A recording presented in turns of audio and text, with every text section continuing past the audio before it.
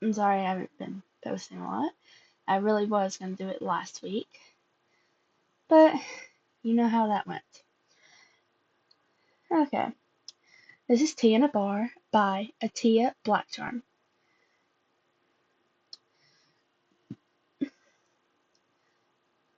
Chapter 6. It's nice. Summary. Kurogiri comes back with food, and the day goes on. Warnings. Demeaning language from a parent, Inko, and references to mistreatment at school. When Kurogiri returned, he quickly noted that one particular child was missing. He's in the bathroom. Something happened. Kurogiri remained silent, waiting for someone to explain. Compress was the one to fulfill that role, and Kurogiri couldn't help the way his eyes sharpened at the implication. Despite only knowing the child for a little while, the first meeting the was during a dam attack. Kurogiri, oh my god, get out of my lap, cat, please. You keep on clawing me. I really do not need you clawing me today. Kurogiri had started to feel a fondness for him. It was odd, and he had a feeling that the fact that when Midoriya had asked for tea had had been the start of it. In fact, um, in fact, he was excited to make tea again this morning, but of course he would have to wait for the young man himself to come back from the bathroom, which eventually he did. But when he returned, any signs um any signs that he had slept was gone. Dark circles seemed to have darkened now, and now Midoriya's eyes were seen puffy. There was a slouch in his posture, and Kurogiri could see slight tremors in the boy's hand. The young man sat down at the bar, avoiding meeting anyone's gaze until Kurogiri sat down the breakfast sandwich that he asked for in front of him. "Thank you," Midoriya had said, but Kurogiri could hear the rasp, much different than to how he sounded earlier. He noticed how Midoriya brought up his hands to his throat. He he would make sure he would have to make sure to make some slippery elm's tea to help with what looks like a sore throat. The boy seemed to have been quite upset to have a sore throat, Kiri thought. It reminded him of Shigaraki after he had gone on a screaming tantrum when he was younger. While everyone is eating, Kirigiri could see the glances being sent towards Midoriya. When he had made Midoriya's tea and set it down in front of him, Midoriya simply froze, and then smiled sadly. A a single tear fell from his eye as he picked up the tea with both hands. When Midoriya drank it, Kirigiri could see realization come to Midoriya about what the tea is and what the purpose it serves, and more silent tears fell. The silent and things were silent until Compressed and Spinner started a card game. Eventually, when twice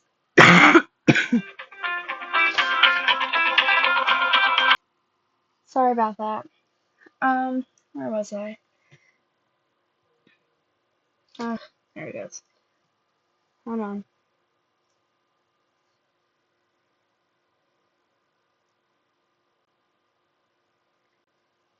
Ah, sorry. Uh, um, Eventually, when twice joined, Noise slowly came back to the bar. Dobby took a seat next to Spinner to help Twice cheat. Midoriya and Toga had moved to a booth seat, and the boy was watching her draw in his notebook. Magne soon took a seat next to Toga, and Shigaraki took a seat next to Midoriya. Shigaraki um pleased to see the color return to Midoriya's face, as the boy made comments about the vigorous drawings Toga drew. The girl had a penchant, I think it's supposed to be a passion for flowers and nuts.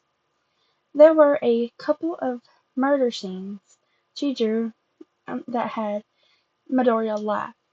Magne had also taken a pen and drew small designs along the corners. At one point, Midoriya gave Shigaraki the pen. "Why are you giving me this?" Shigaraki asked, careful to hold the pen with two fingers. To draw, everyone at this table had drew in the notebook here, so you're next. Magne and Toga both agreed with the hero student. The notebook was slid right in front of Shigaraki, and the three pair of eyes stared at him, waiting for him to set the nub down on the paper. But before that could happen, a phone rang. Just like last time, Midoriya had whipped out the phone with ease and answered it without any hesitation. Izuku was not surprised at all by the phone call he got from his mother again. Every ever since he was little, despite being ignored, she always kept tabs on where he was, always saying she needs to know where he was causing trouble. Never had cat. Ow.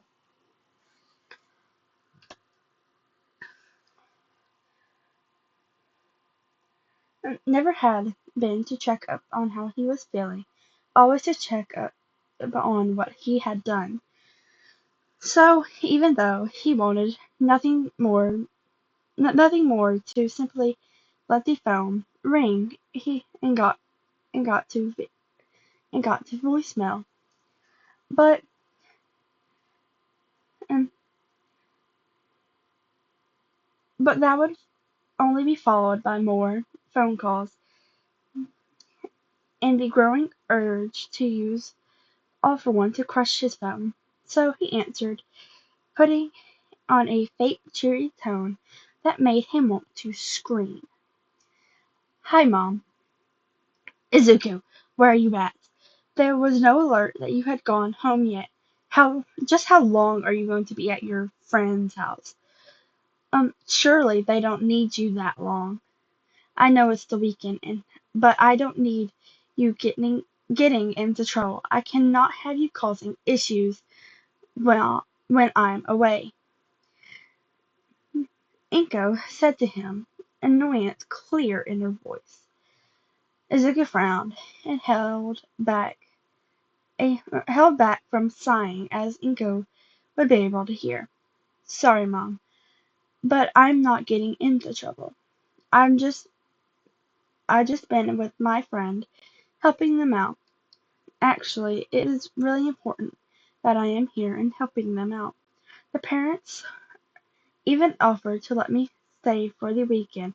I promise I am not causing trouble. Izuku explained, insistently pleading for her to just let him stay and stop asking questions.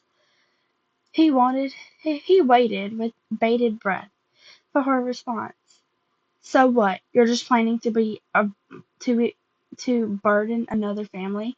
She snipped at him through the phone.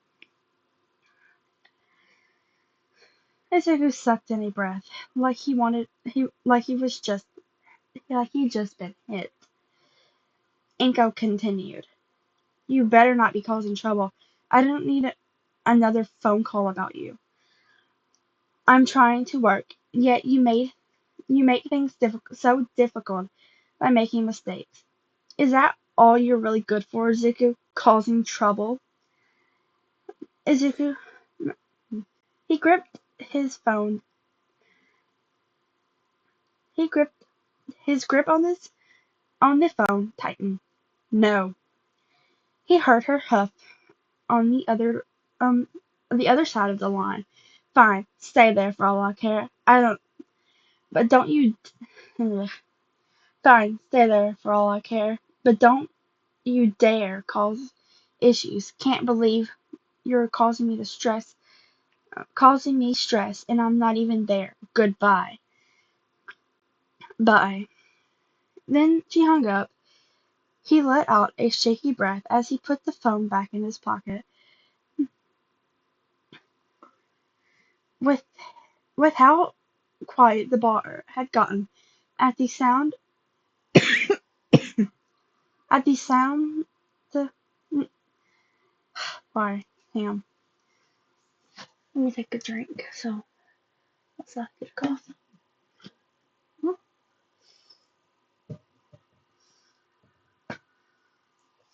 Oof. With how quiet the bar had gotten at the sound of the phone ringing, what Midoriya's mom had said to him had been clear as day. They heard the unkind words the boy's mom said to him. They saw the tension finally return settling back on his shoulders. It was disappointing and frustrating, but who were they to do anything involving him? It was their fault that his mother had called him, wasn't it? But it was their fault for the words she spoke.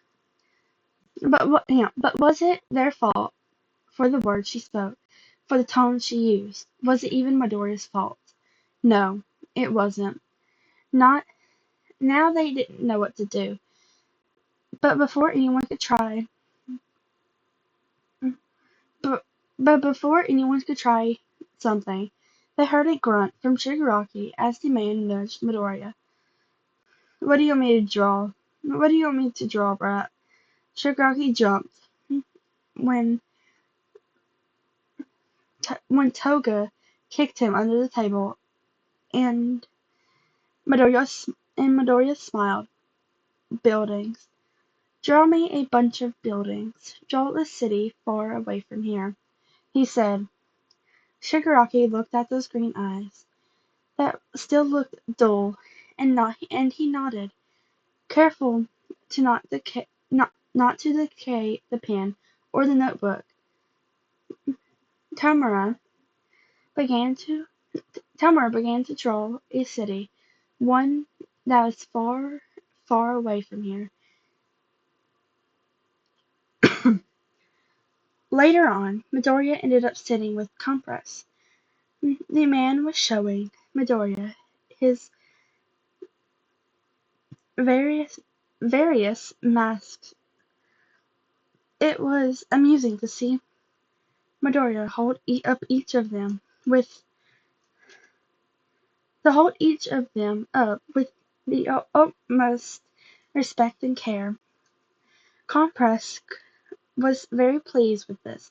Compress, though, was pulled away when Toga and Twice took one of his masks.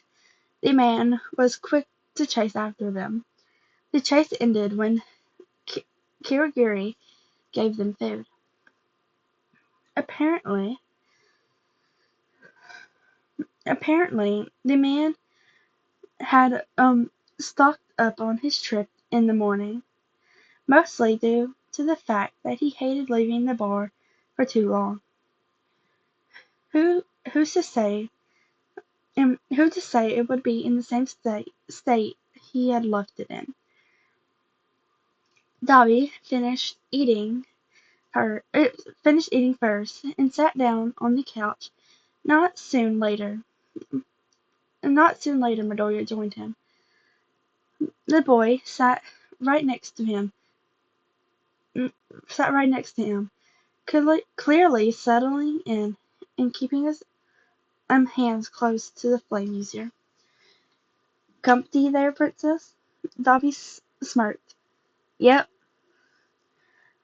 Dobby had brought up a hand and let out some fire. The blue flames danced in his hands. How about now? Scared? Want to move? Dobby looked away from the flame to look at Midoriya's face. He was surprised by what he saw. Midoriya's eyes had seemed dull for the most part since the night before, but now they were looking at the blue flame with such intensity they almost seemed to glow. Pretty, Midoriya whispered out, seemingly in awe of the flame. Dobby's face screwed up in confusion, and he tried to look for the signs of a lie or a joke in the boy's face, but he didn't find any. The way Midoriya said "pretty" was completely new to him. The sound what was the sound that Dobby let out before extinguishing the flame. He noticed how the shine hasn't completely disappeared from Midoriya's eyes. He didn't see how those eyes slowly closed, and Midoriya fell asleep until he felt the pressure of Midoriya's head leaning against his arm. Magne laughed at Dobby's face when he realized what predicament he was in again. Compressed laughed while saying, "Oh, that, um, oh how the young hero has trapped the villain once again. How delightful." Dobby smiled, and then he caught Toga's eye as she had came to look at Midoriya. She beckoned her over and, and signaled um, signaled him, wanting to tell her something. She leaned down, and he whispered something in her ear. The smile on Toga's face was full of delight.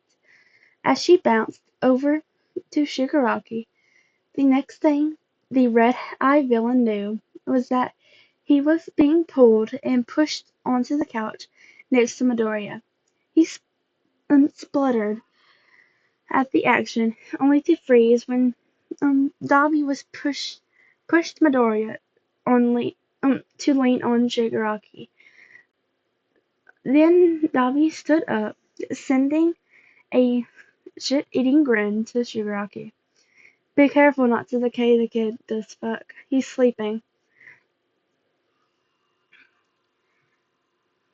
Hold on. Sorry, I scrolled too far.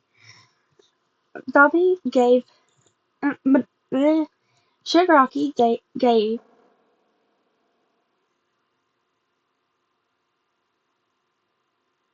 what was that?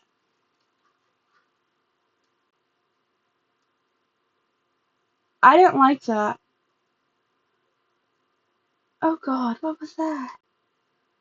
It was my voice, but oh wait. I know what happened.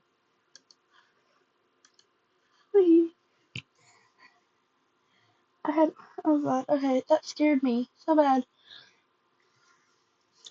Shigaraki gave Dobby the finger as the others laughed. It wasn't often that Izuku had gotten to sleep during the day.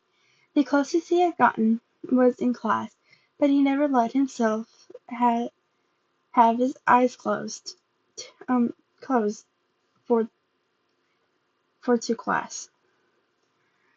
No matter how tired he was, he listened. He was listening to the teacher explain, and Con kept him already.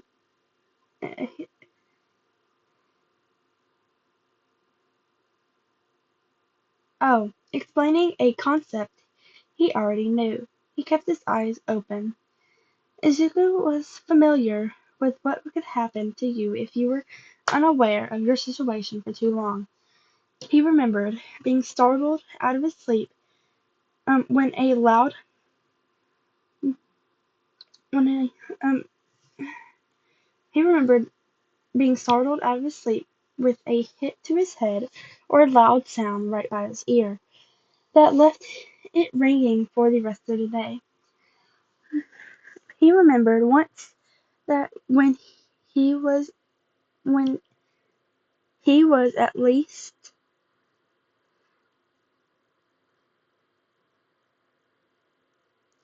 or at least that's what he thought. Oh, he remembered once that when he opened um, the middle school class was gone, or at least that's what he thought before the door opened and found them waiting for him with a smile and only promised pain. The teacher was nowhere in sight, and the teachers they loved to call him out and give him extra work for falling asleep in class. Extra work that made him stay up late. Another thing that didn't let him sleep, other than nightmares, it was an endless cycle. One one that slowly became um an obsolete at UA. Despite having fallen asleep in class, none of those things happened. The clo- the closet was the closest was a paper plane that Sero made hit his head. The boy apologized, of course, when it startled Izuku, so he fell out of his chair. So much that he fell out of his chair. The odd thing that Izuku noticed since going to UA was that never once he had been woken up by the loud explosion. Ida had been quickly to tell him that he and the other classmates never let Bakugo do that, as it was incredibly rude to wake someone up like that. The teachers never gave him extra work. Instead, they told him to get more sleep and try his best to not let it happen again. Aizawa Sensei had even asked him if he was having sleeping issues, or if he needed to talk to Hound Dog or Recovery Girl. It was surprising to hear concern and suggestions for better sleep to come from the man that constantly took naps throughout the day. Despite this, Izuku himself didn't let himself close his eyes too long. Despite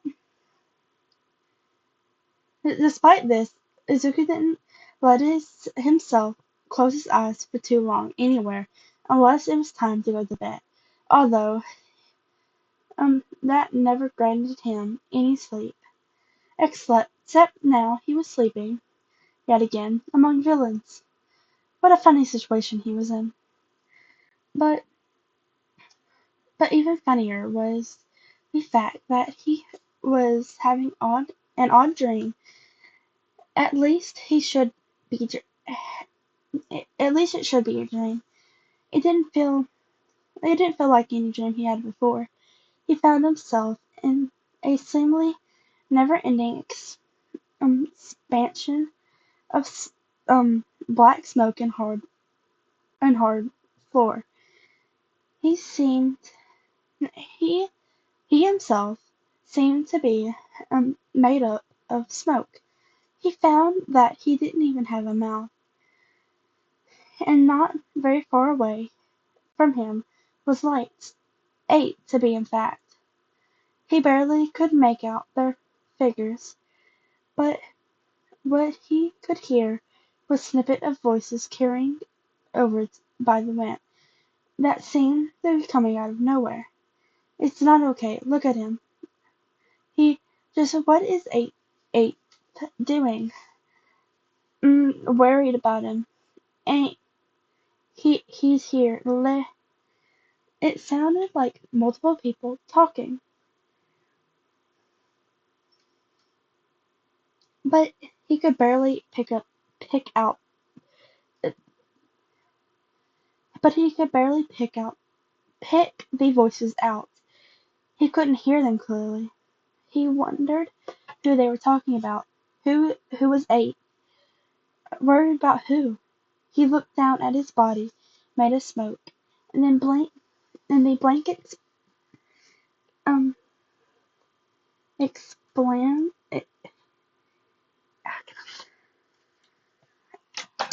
expands um expands before him. Despite never having this dream or seeing a place like this, he he had a feeling that he should know. The okay, hold on. Be right back. Um, despite never having this a dream, never sorry. Despite never dreaming this or seeing a place like this, he had a feeling that he should know. He looked back to the lights and the blurry figures. For a moment, though, for a moment, he thought he saw one of them more clearly. A woman? Then, like before, when he fallen asleep after drinking, come, come on, tea. Someone whispered, a soft voice. This, but this time it wasn't inside of his head. Rather, right by his ear. It's okay, Izuku. We can wait a little longer. Don't worry. We'll still be here. Then Izuku found himself feeling like he was being pulled away from whatever he was. When he opened his eyes, he found Toga smiling at him, and he noticed that he wasn't as warm as he had been before. Actually, he wasn't leaning towards his right before. Midoriya removed his head from whoever he was leaning on to his left. Then he looked up, red eyes looking at him with bluish gray strands of hair. Shigaraki. He had been taking a nap leaning against Shigaraki. Dabi must have left at some point, and somehow Shigaraki had gotten replaced him on the other side. Shigaraki hadn't said anything yet, just looking at him. He didn't move either, not feeling particularly inclined to move himself. Izuku simply looked back down and put his head back to its original position, leaning against Shigaraki. Toga's smile somehow gotten bigger. Alright, uh, that's the end of this podfic. Thank you for listening to this one. And I'm so sorry that I haven't been recording like I have been in the past. Things have been happening in school. Life is life. But I have been trying to be um I've been trying to uh get this stuff out. Um I might take a break. Like a short break so I can catch my breath, and then I'm gonna record another one in a little bit. So I hope y'all have a very good day, and I'm so sorry for the long introduction, about 10 minutes long. Um, but anyways, I hope you have an amazing day, and eat, sleep, rest, um, and have a happy holiday, because I don't know y'all's religion. So, happy holiday. Bye!